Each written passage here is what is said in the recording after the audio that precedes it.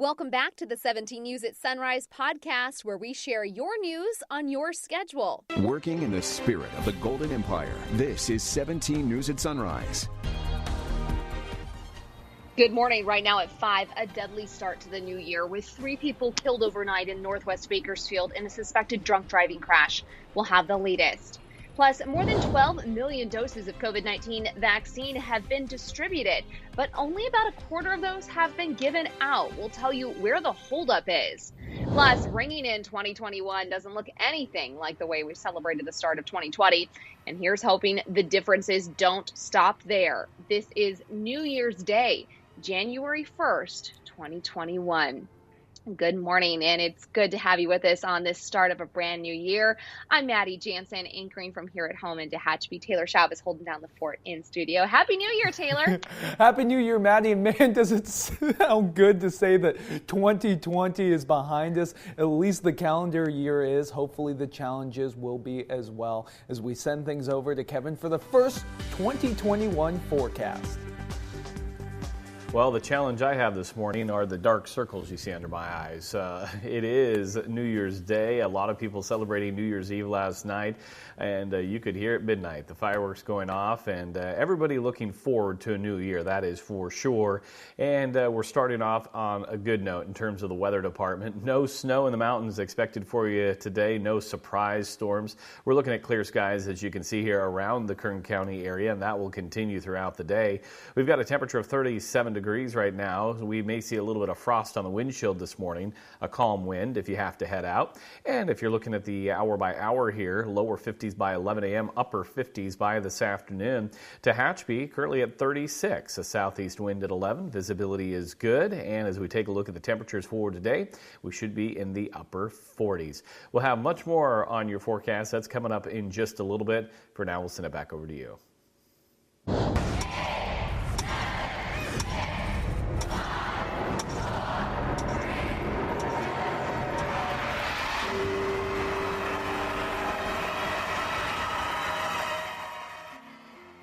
This was the moment we turned the page on what has been a devastating year for so many.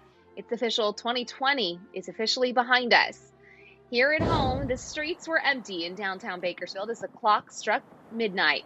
This is video of the area as many people chose to stay home and stay safe to protect themselves from the pandemic. Here's hoping the next New Year's Eve looks a little different here in the Golden Empire.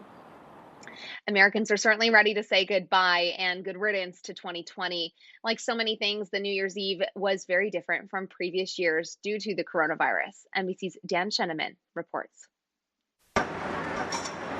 In Times Square, the streets nearly empty as 2021 arrived. When you look around here, it's just surreal to me. It sums it up. New York went through many of the usual preparations, testing the ball and the confetti. But due to the pandemic, just a few invited guests allowed to watch the iconic event in person. But you're going to see less people in Times Square, but we're going to be filled with more hope than ever. We're all looking forward to celebrating 2021. The pandemic that impacted so much of the year, far from over. So I look forward to 2021, even though there are going to be some serious challenges because we still have a lot of disease out there, a lot of infection. It is also an opportunity to put this behind us. Many Americans wrapped up 2020 waiting for the vaccine. This was the line in Chattanooga, Tennessee, but the vaccine fueling hope.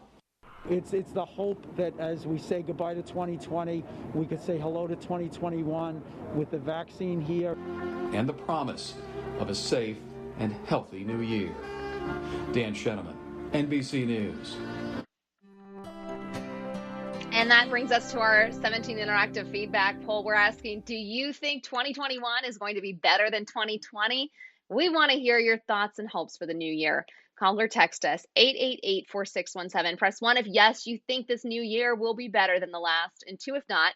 You can also text, tweet, email, or Facebook us your comments.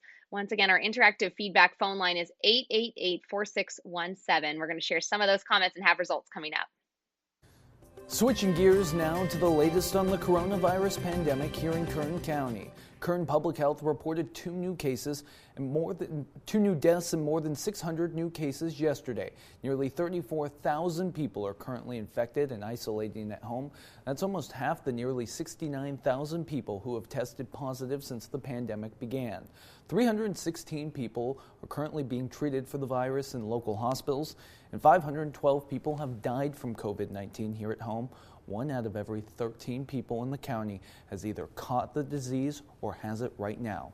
It's more important than ever to wear masks and socially distance to protect yourself and the community around you. And now I'll look at the numbers across the state as the virus continues to surge. Health experts say California has seen 2.2 million cases of the coronavirus to date, and more than 25,000 people have died. The 7-day positivity rate, 11.6% in the San Joaquin Valley region, which includes Kern County. The current available ICU capacity is down to 0%, which has led to the extension of the state's stay-at-home order. As of Wednesday, state officials say nearly 336,000 doses of the COVID-19 vaccine have been administered statewide. Nearly 2.2 million doses have been distributed to health departments in California. And this comes as the U.S. has reportedly surpassed 20 million coronavirus cases. That's according to the latest numbers from NBC News. As of yesterday, the U.S. had 20 million positive cases since tracking began in February, with more than 345,000 deaths. The country crossed the 19 million case mark less than a week ago on December 26th, the day after Christmas. And one of the best ways to help slow the spread of COVID-19 is to get a test, even if you're not showing any symptoms. To find all local testing sites, both free and paid for, you can go to Kern Public Health's website and click on the coronavirus tab. From there, you can find an interactive map with all the test sites near you. You can just click on one of them to find more information such as hours, appointment info, and addresses. 2020 was a difficult year for so many people, and now that it's come to a close, we're hopefully looking toward 2021. But if you're still struggling with the effects of isolation and financial hardship due to the pandemic, there is help. You can call the Mental Health and Wellness Hotline launched by the Kern County Latino COVID-19 Task Force. That number is 525-5900. You can talk with experts who can give you some helpful information, advice, and resources. It's available both English and Spanish, Monday through Friday, 9 a.m. to 5 p.m. The hotline is open this New Year's Day, and the task force says if you call on weekends, you can leave a message, and an operator will return your call when they come back.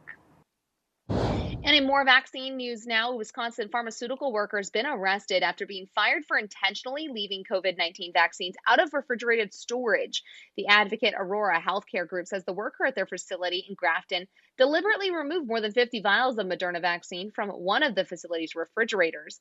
The vials were found by another pharmaceutical tech who reported it to clinic officials. The employee in question told officials the act was an accident, but later recanted. A total of 57 people were administered the drug before officials were aware of what had happened. Well, if you're not quite in the mood for the traditional New Year's celebration, especially given the pandemic restrictions, why not a final trip to see the calm holiday lights? You've still got until Saturday night to enjoy the dazzling display. You have until Saturday night to go enjoy this dazzling display at CALM, which was named one of the top 10 zoo light shows in the country by USA Today readers, who voted CALM 9th place out of 20 competing zoo displays. Tickets are just $30 per vehicle, and make sure to get your tickets ahead of time. And to do so, you can just head to calmzoo.org to purchase them. And you also have time to check out the lights at Christmastown. Because of the pandemic, they've had to change their annual light show into a drive-through display, but you can expect to see more than 5 million lights. Christmastown runs until Sunday, January 3rd, and to purchase tickets ahead of time, we've posted a link to our website, kget.com. KGET Business Watch is brought to you by Grapevine MSP Technology Services, the Valley's leading IT service provider. Welcome back here at 523 in your Business Watch. Target Corporation is recalling hundreds of thousands of infant items that could choke or pinch your baby. The first involves these infant girls' swimsuits. Target says about 181,000 Cat and Jack infant toddler one-piece rash guard swimsuits were sold in stores and online, and snaps on the clothing could break or detach, presenting a choking hazard. The second recall involves nearly 300,000 infant rompers. Target has received 16 reports of snaps on Cloud Island infant rompers breaking, detaching, or missing, resulting in one report of scratching and one report of a child being pinched. If you have any of the recalled items, contact Target for more information. And another recall to tell you about this one involving your pets. Several pet food products from Sport Mix have been recalled after dozens of dogs have died. According to the FDA, the dog and cat food products may contain potentially fatal levels of aflatoxin. That is a mold that can grow on corn or other grains used in pet food. At high levels, it can cause illness and death. The FDA says at least 28 dogs have died and another 8 have fallen ill after eating the food. So far, at least 9 lots have been recalled, but the FDA says the recall may be expanded as new information becomes available. Pet owners are advised to stop feeding their pets the recalled products and consult their veterinarians. Signs of aflatoxin poisoning include sluggishness, loss of appetite, vomiting, jaundice, and diarrhea. Well, it's 2021, and while many of us won't be renewing our gym memberships, getting in shape is still the most popular New Year's resolution. NBC's Liz McLaughlin shows us some apps and high-tech devices to help you meet your fitness goals without leaving your house. Gearing up to work off the quarantine 15. Many Americans had home gyms on their holiday wish lists. My own personal gifts are exercise equipment, so I'm going to be, working out in the new year. Some splurging for high-end devices, such as the mirror. It's a combination of advanced camera technology and proprietary algorithms, which will give you feedback on your form, whether or not you're working out at the right level of intensity.